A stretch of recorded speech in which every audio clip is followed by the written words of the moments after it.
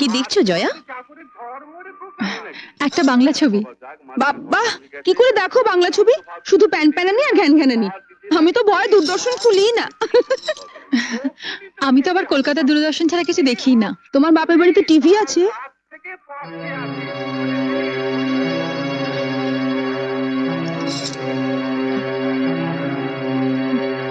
আছে, একটা ছোট ব্ল্যাক এন্ড হোয়াইট টিভি আছে।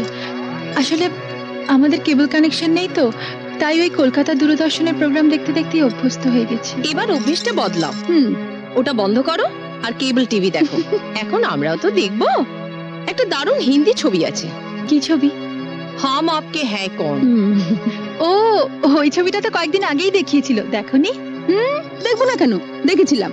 কিন্তু ও ছবি যতবারই দেখো পুরনো হয় না। আর মাধুরী দীক্ষিতকে দেখে তো মন আর ভরে না, তাই না দিদি? কিন্তু মাধুরীকে নিয়ে ওসব কথা তো ছেলেরা বলে। মেয়েরাও বলে। তবে তুমি অবশ্য বলবে না, তার কারণ তুমি তো নিজেকে মাধুরীর থেকেও সুন্দরী ভাবো। আমি ভাবি না মেজদি, তবে আমি জানি আমি কি। একেবারে পাতে দেওয়া যায় না এমন হতকুচ্ছিত আমি নই, তাই না? নইলে এ পাড়ায় যাদের বাড়িতে পড়াতে আসতাম তাদের বাড়িতে মা আমাকে দেখেই সঙ্গে সঙ্গে তার ছোট ছেলের বউর জন্য পছন্দ করে ফেলতেন না।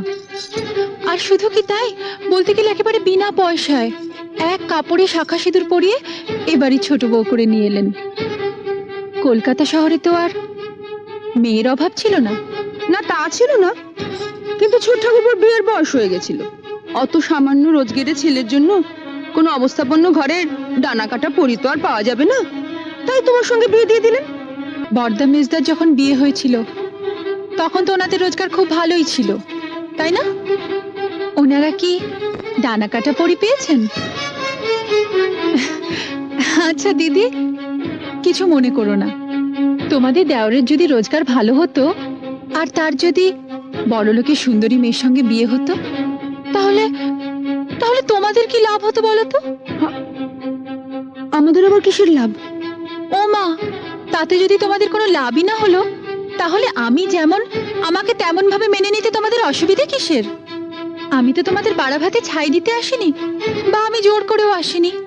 তাহলে আমাকে নিয়ে তোমাদের এত গায়ের জ্বালা কেন? বরং আমার স্বামী যদি বেশি রোজগার করত আর আমি বড়লোকের মেয়ে হতাম, তাহলে কিন্তু তোমাদের অনেক অসুবিধে হতো। অসুবিধে হতো? কিসের অসুবিধে? তাহলে এই মুহূর্তে টিভিটা আমিই দেখতাম, আমার পছন্দ মতো দূরদর্শনের বাংলা ছবির চ্যানেল। আর তখন তোমাদেরও আমার সঙ্গে বসে বসে ওই বাংলা ছবির প্যান প্যানানি ঘ্যান ঘ্যানানি দেখতে হতো, কারণ তখন তো তোমরা আর বড় লোকের বউকে চটাতে পারতে না। তাই যা হয়েছে ভালোই হয়েছে, সাপে বর হয়েছে। এইটা ভেবেই শান্তি পাও। আসি, এখন তোমরা মন দিয়ে হাম আপকে হ্যায় কौन দেখো।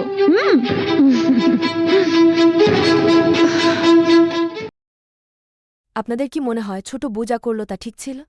নিজের সম্মান রক্ষা করতে কি এইভাবে প্রতিবাদ করা উচিত?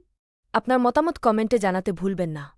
লাইক, সাবস্ক্রাইব করলে আমাদের পরবর্তী রিক্রিয়েশন আপনাদের জন্যই আসবে।